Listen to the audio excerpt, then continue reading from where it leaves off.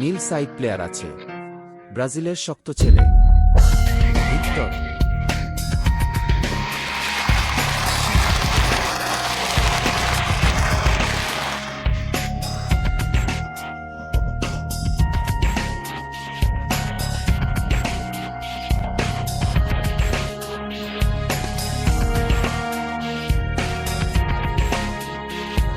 ব্রাজিলের এই খেলোয়াড়, তিনি যা ভালো তা হল দুর্দান্ত মুয়ে থাই লড়াই। তার বিপক্ষে কে খেলছে? ঘটনাস্থলে বন্ধুরা, আসুন আমরা প্রশংসা করি। একজন চীনা রুকি রাজা আছেন যিনি লাল দিককে আমন্ত্রণ জানান। বিভাগটি আরও বড়।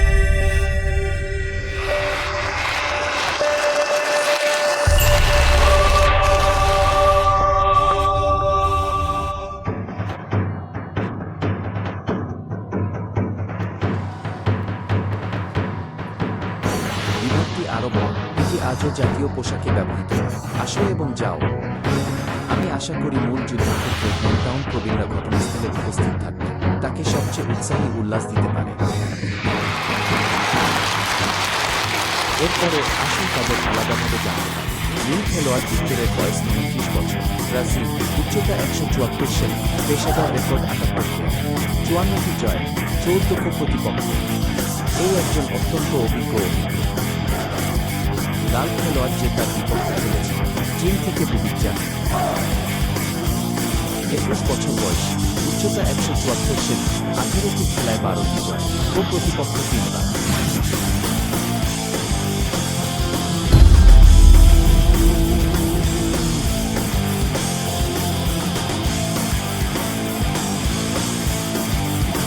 এই খেলার রেফারি হিসেবে কাজ করলেন তখনও নিউজিল্যান্ডের মিস্টার এডি ছিলেন।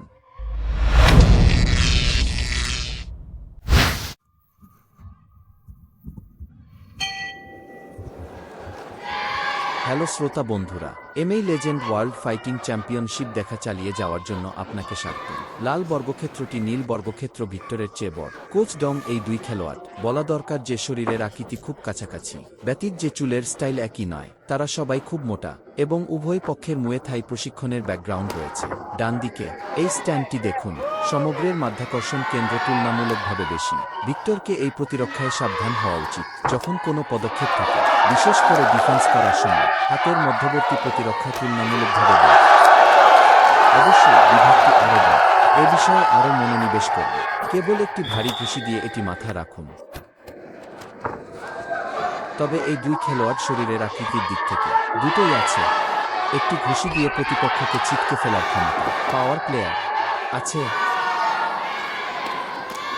উভয় পক্ষের আক্রমণ, এই গতি এখনও তুলনামূলকভাবে ধীর আছে, অথবা স্ট্যান্ডের ছন্দ থেকে এমনকি খুব অনুরূপ। বিশেষ করে এই সংঘর্ষ একই রকম, কিন্তু বুবিকজার আক্রমণাত্মক স্টাইল এখন একটু সমৃদ্ধ মনে হচ্ছে। আছে, তার ঘুষি এবং পায়ের কিছু সংমিশ্রণ রয়েছে। দুজনেই মাঠে ছিলেন। এটা শুধু মুষ্টি ও পায়ের ব্যাপার নয়, এছাড়াও আরও মনস্তাত্ত্বিক লড়াই রয়েছে। বুবিগা মাঝে মাঝে একে অপরকে একটি অভিব্যক্তি দিয়েছিল, হাসো, উত্তক্ত করো, উস্কানি দাও। তুমি এটা দেখছো? ভিক্টরও তার মুষ্টি খুব নিচু করে নিচু করল, তার মানে আমি পরোয়া করি না। বুবিগরা দ্রুত ঘুষি মারল। মাঠে বজ্রপাত হচ্ছিল, সাবধান থাকুন।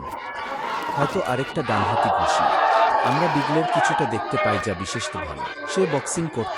উদাহরণস্বরূপ, তার 3টি ঘুষি থাকবে। তার প্রথম 2টি ঘুষি হালকা ছিল। একটি তৃতীয় ঘুষির সঙ্গে দূরত্ব বন্ধ করার চেষ্টায়। দূরত্ব যথেষ্ট হওয়ার পরেই অবিলম্বে শক্তি প্রয়োগ করুন। ডান দিকে এটা একটা ভারী ঘুষি ছিল। এটি হালকা এবং ভারীর সংমিশ্রণটি বিশেষ ভালো। ডান দিকে ঠিক আছে, পেছনের পায়ের উঁচু ঝাঁকুনি, হাই সুইপ।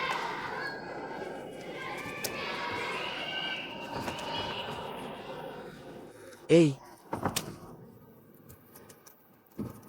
ভিক্টরের উঁচু পা উঠে গেছে, এখনো বেশ কয়েকটি আছে। বড বিভাগ এই ভিক্টর ব্যবহার করে পালাথি মারার জন্য। এই ফাঁক ঘন ঘন আপনার নিজের ভারী ঘুষি ব্যবহার করুন। দূরত্ব বন্ধ করুন। আছে, ভিক্টরকে দমন করুন। তবে আমি দড়ির ঠিক মাঝখানে ছিলাম। বড ভূত চাপা পড়ার পরে বিভাগটি আরও বড়। তার প্রতিপক্ষ ভিক্টরের কি হবে? এটা খুব আরামদায়ক। বড অংশের অন্য অংশটি উস্কে দেয় এবং ভিক্টরকে দূরে ঠেলে দেয়। প্রকৃতপক্ষে এটি লড়াইয়ের মাঝখানে রয়েছে। ধাক্কা দেওয়া একটি অত্যন্ত গুরুত্বপূর্ণ কৌশল। একটি হল নিজেকে দূরে সরিয়ে রাখা, দ্বিতীয়টি হল কার্যকর হতে সক্ষম হওয়া। আপনার আক্রমণ নিষ্ক্রিয় করুন। আছে সবেমাত্র অবিচ্ছিন্ন প্রবেশ করেছে। এই ধরনের মোড়ানো উপরে থাকে। ঠিক আছে, প্রথম খেলা শেষ হয়ে গেছে। বলা বাহুল্য, প্রথম রাউন্ড তাদের কারোরই দ্রুত আক্রমণাত্মক গতি নেই। এটি উভয় পক্ষের প্রশিক্ষণের পটভূমির সাথে সম্পর্কিত। এটা সম্পর্কিত ব্যাক হ্যান্ড খুব সুস্পষ্ট হিট, ডান দিকে বৃহত্তর কার্যকর হতে পারে। একই সময়ে এই ভিক্টরকে ধরুন। ফাইটিং বক্সিং খুব নির্ভুলভাবে খেলেছেন। এই তখনই তিনি তার সামনের পাখিকে বেরিয়ে এসেছিলেন আক্রমণের মুখোমুখি হওয়ার জন্য একটি ফ্রন্ট হ্যান্ড ফ্ল্যাট হুক। যদিও শক্তি স্পষ্টতি তেমন নয়, কিন্তু কার্যকরভাবে এই ভিক্টরের এই ভারসাম্য ব্যাপক প্রকাশের ক্ষেত্রে। যদিও বুবিকজা বিস্তরকে আঘাত করেছিল, তবে ভিক্টর লড়াই করতে খুব সক্ষম বলে মনে হয়।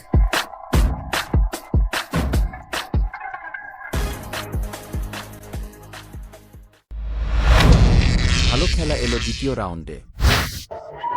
কোচ ডং, আমি মনে করি এই দুই খেলোয়াড়ের প্রশিক্ষণের পটভূমির দিক থেকে, এমনকি দ্বিতীয় রাউন্ডে এবং তারপরের তৃতীয় রাউন্ডে প্রথম রাউন্ডের তুলনায় দুজনের গতি খুব একটা উন্নতি হবে না, যদি না মাঠে এত স্পষ্ট ফাঁক থাকে। উভয় পক্ষই হতে পারে। শক্তিশালী দিকটি ফলো আপ আক্রমণের গতি বাড়িয়ে তুলতে পারে। ভিক্টর এমন একজন খেলোয়াড় যিনি বাম এবং ডান দিকে অদলবদল করেন। এইমাত্র এটা কাজ করে। বিশেষ করে আমার বাম পা ও বাম হাঁটু বেশি ব্যবহার করা হয়। ভালো অবিচ্ছিন্ন কম্বো পাঞ্চ। আমরা দেখতে পাই যে বুবিকজার কিছু ত্রিমাত্রিক আক্রমণ রয়েছে। এই ভিক্টরের নড়াচড়া তুলনামূলকভাবে অনেক। দেখা যায় যে এই আন্দোলনের গতিপথটি তুলনামূলকভাবে বড়। এটি তুলনামূলকভাবে প্রাণঘাতীয়, কিন্তু প্রকৃত দক্ষতা খুব একটা ভালো নয়। আর দূরত্বে প্রতিপক্ষ যখন প্রতিপক্ষ থেকে অনেক দূরে থাকে, তখন সে এই ধরনের বড সুইং পাঞ্চ নিক্ষেপ করে প্রতিপক্ষকে আউট করা কঠিন। দ্বিতীয় খেলায় প্রবেশ। উভয় পক্ষের মধ্যে প্রযুক্তিগত শৈলীর সুস্পষ্ট পার্থক্য আরও স্পষ্ট হয়ে উঠছে। বুবিস তাকে একটি পদক্ষেপ নিতে উত্তেজিত করেছিল। কিছু দেহের দিকে বেশি মনোযোগ দিন। এটি একটি ত্রিমাত্রিক আক্রমণ, মুষ্টি এবং পায়ের সংমিশ্রণ। ভিক্টর একটি এক প্লাথির চেয়ে বেশি, এবং আমরা আরও কিছু করতে দেখছি। এটি একটি ঘনিষ্ঠ হুক ঘাড় এবং উপরের হাঁটু আছে। তুলনামূলকভাবে বলতে গেলে বিজি সংমিশ্রণের ক্রিয়া ক্রমাগত ক্রিয়াকলাপ আরও বেশি স্ট্রাইক করে। তবে ভিক্টর তুলনামূলকভাবে কথা বলছেন। আমি তো এটি আঘাত করতে পছন্দ করি। তারপর পেটে আঘাত করার পর কার্যকর আঘাত, অন্য কোনো সংমিশ্রণও নেই। আপনার পা আপনার মুখে লাথি মারুন। একটি সাধারণ সুইপ করো। তুমি আবার ভেতরে এসো। আমি তো এখনই আপনাকে ধাক্কা দিতে পারি। ডান দিকে এখনই। এটি কোচ ডং যা বলেছিলেন তার মতোই ছিল। তুমি দেখছো, বুবিগা বক্সিং কৌশলের একটি সংমিশ্রণ, হালকা এবং ভারী আছে। এই দুটি হালকা এবং অন্যটি ভারী, এবং তুলনামূলকভাবে বলতে গেলে ভিক্টরের কি হবে? এটি একটি ভারী ঘুষি, একটি ভারী ঘুষি, একটি ভারী ঘুষি। প্রায় প্রতিটি ঘুষি ভারী। সবই ক্লিক আছে। আপারকাট, ক্রমাগত উত্থান। আপনি দেখুন, এটি এখনই একটি হুক সহ একটি হাঁটু বাম। এটি বুবিগা একটি আপারকাট দিয়ে ভেঙে দিয়েছিল।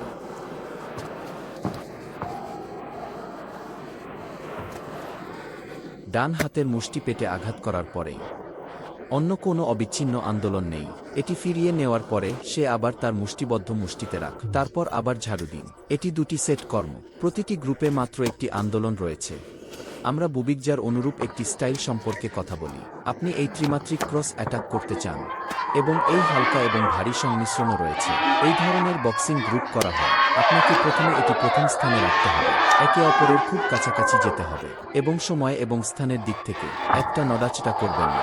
এই মুহূর্তে এটা আপনার উপর নির্ভর করে। পুরো ব্যাপারটা নিয়ন্ত্রণ করলে কেমন হয়? এটা যদি ভিক্টরের মতো হয়। এক পায়ে এ ধরনের আক্রমণ, এক পা এবং একটি ঘুষির আক্রমণ সম্পর্কে কি বলা যায়? এটি আপনার ব্যক্তিগত ক্রিয়াকলাপের গণনা, দূরত্ব নিয়ন্ত্রণ। অনেক দাবি আছে। ভিক্টরের জন্য এই রাউন্ডের ইতিহাস। আপনার হাত নিচু রাখুন। একটি হল অন্য পক্ষকে প্রলুব্ধ করার জন্য মাথা ব্যবহার করা। কিন্তু এ সময় বুবিগাকে বোকা বানানো হয়নি। টিপতে আর কিছু নেই। লড়াই করার আর কোনো প্রতিচ্ছবি নেই। আপনি এখনই যে পরিস্থিতির কথা উল্লেখ করেছেন, কোচ ঝা, আমরা থাইল্যান্ডে অনেক স্থানীয় প্রতিযোগিতায় অংশ নিয়েছি। দেখবেন, আপনার মাধ্যাকর্ষণ কেন্দ্রকে নিচে রাখুন। তোমার হাত নামিয়ে দাও। আপনার মাথাটি অনেক এগিয়ে রাখুন। আপনার সামনের দিকে ঘুষি মারার জন্য অপেক্ষা করুন। যখন মাথা ঘুষি দেয়, হঠাৎ একটি উচ্চ সুইপ উঠে গেল। এই মুহূর্তে তা দেখা উচিত। এই বৃহত্তর এখনও খুব স্মার্ট। আপনি সহজে বোকা বানানো যাবেন না। দুই দলের মধ্যে তৃতীয় রাউন্ডের টাইব্রেকারের সময় ভালো। এটি নির্ভর করে এই দুই খেলোয়াড় কৌশলগতভাবে উপলব্ধ হতে পারে কিনা তার উপর সামঞ্জস্য করা হয়েছে। আপনি যদি দেখতে না পান যে দ্বিতীয় লেগের প্রথম লেগে দুজনের খেলা অবশ্যই আলাদা। প্রথম রাউন্ডের শুরুতে আমি আরও বলেছিলাম যে দুজন খুব একই রকম দাঁড়িয়ে আছে এবং খুব একই রকম খেলে। দ্বিতীয় রাউন্ডে তা পাল্টে যায়। আপনি ক্রমাগত ঘুষি এবং নিম্ন লেগ সুইপের এই সংমিশ্রণটি দেখতে পাবেন। হ্যাঁ, আপনি দেখবেন একবার আপনি উভয়পক্ষের এই ধরনের অবস্থানে প্রবেশ করলে যখন আপনি উঠে পড়েন এবং লড়াই করেন।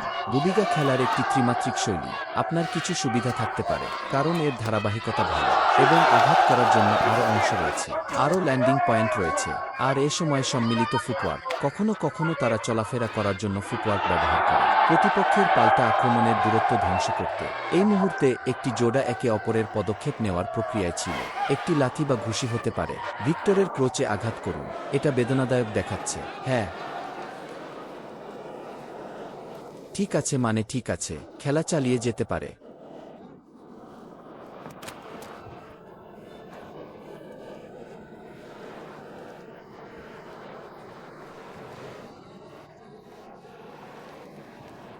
খেলা চলতে থাকে।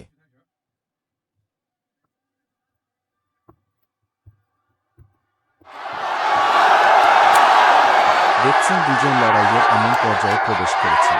ঝগড়া করার সময় স্পষ্টতই যখন বিগারদের ঘুষি মারা হয়েছিল তখন তাদের 10 বার ঘুষি মারা হয়েছিল, অথবা যখন 10টি ঘুষি এবং 10টি পা, তার প্রতিপক্ষ কেবল 5 বা 6টি ঘুষি মারতে পারে।